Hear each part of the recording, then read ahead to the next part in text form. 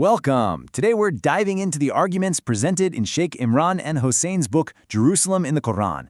Now this is a work that looks at modern world events through a very specific prophetic lens, all centered on the Holy Land.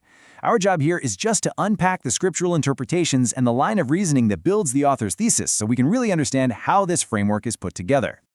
So right from the start, the book frames its entire analysis around what it calls one of the great mysteries of modern history: the reemergence of the State of Israel after almost 2,000 years. This isn't just presented as a political event, but as a deep, profound prophetic puzzle that, from the author's perspective, absolutely requires a theological answer. And that brings us to the core question that really drives the author's entire thesis. He asks, why would a modern, secular Europe, which he sees as basically godless, put so much effort into bringing back a religious state, especially when Christian Europe failed to do the very same thing during the Crusades? For the author, this isn't just some historical oddity. It's the key that unlocks the whole prophetic puzzle. Now, to really get a handle on the author's counter-argument, we first need to understand the claim he's challenging. The book points directly to the foundational belief of the Zionist movement, summed up perfectly by Israel's first prime minister, David Ben-Gurion. The Bible is our deed to the land of Israel. This idea grounds the modern state in ancient scripture, and it's this exact interpretation that the author sets out to take apart.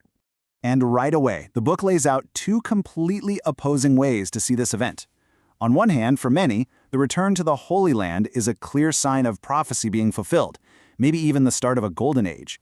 But the book's central argument is the polar opposite, that this very same event is what the author calls the greatest act of deception history has ever witnessed. So how on earth does the author get to such a dramatic conclusion? Well, it all starts with a very specific reading of the Qur'an's teachings about who actually has the right to inherit the Holy Land. Everything for the author hinges on this one verse. The logic is, if the Qur'an explains all things, then it absolutely must hold the key to understanding this modern puzzle of Israel's restoration. This belief, that the scripture is the ultimate guide, becomes the lens through which every single historical event is then viewed and interpreted. And here's the heart of the scriptural argument. On the left, the author points to a passage in the Torah, which he reads as granting the land unconditionally. He puts this in direct contrast with the verse from the Qur'an you see on the right, which says the land is for my servants the righteous. From this, he builds his case that the right to the Holy Land isn't about bloodline. It is strictly conditional on faith and righteous behavior. Okay, so if the return to the Holy Land is a deception, the author says there has to be a deceiver, right? This is where he introduces what he calls the unseen actors of this prophetic drama. Key figures from eschatology, the study of the end times, who he believes are the real masterminds behind what's happening in the world today.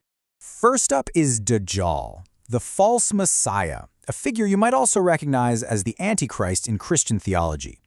In this framework, Dajjal's number one job is deception on a massive scale. He's presented as the force creating this illusion of prophecy being fulfilled, all to guide the Jewish people toward what the author claims will be a final divine punishment. The other actors are Gog and Magog.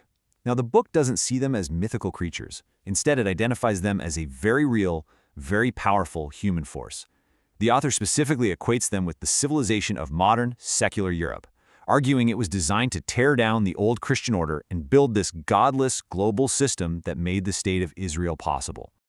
The next step in this analysis is to connect these so-called unseen actors directly to the founding of Israel, framing it as the main event in this grand deceptive play.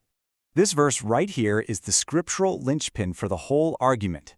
The author identifies that unnamed town as Jerusalem, and the verse says its people are banned from coming back until Gog and Magog are released. For his timeline, this connection is absolutely crucial. And this slide really lays out the author's huge conclusion from that verse. In his view, the physical return of Jewish people to Jerusalem isn't a sign of God's favor at all. No, instead, it's the solid, observable proof that Gog and Magog have been unleashed and that their secular world order is now in control. In this view, they made the return possible, not God. The book then lays out what it sees as Dajjal's step-by-step plan. First, you transform Christian Europe into a secular, godless power. Second, you create the Zionist movement from inside that new system. Third, you use that movement to establish what the author terms an imposter state of Israel. And finally, you use that state as the launchpad for eventual world domination. So after explaining his view of the past and the present, the author finishes by laying out a very specific prophetic timeline for the future, what he sees as the final destiny for Jerusalem. And one of the key signs he points to, something tangible and measurable that signals these final events, is the drying of the Sea of Galilee. This prophecy is brought in to create a sense of urgency, tying the eschatological timeline to a real-world environmental change. Then the book lays out the final act in a very clear, step-by-step way. First, Jesus, the true Messiah, returns near Damascus. Second, he finds and defeats Dajjal, the false Messiah. After that comes the prophesied destruction of the state of Israel by a Muslim army. And finally, Jesus establishes a just, global rule from Jerusalem. So really, the author's ultimate claim is that the historical events he's interpreted, the rise of secular Europe, the return of the Jews, are the proof that his framework is correct. And he asserts that because those things happened, the final predicted events will also happen, which will be the ultimate validation of his entire worldview. You know, when you step back, this book really presents all of modern history as a kind of divine script, where major political events are just playing out a pre-written cosmic plan. And that leaves us with a pretty big question to think about.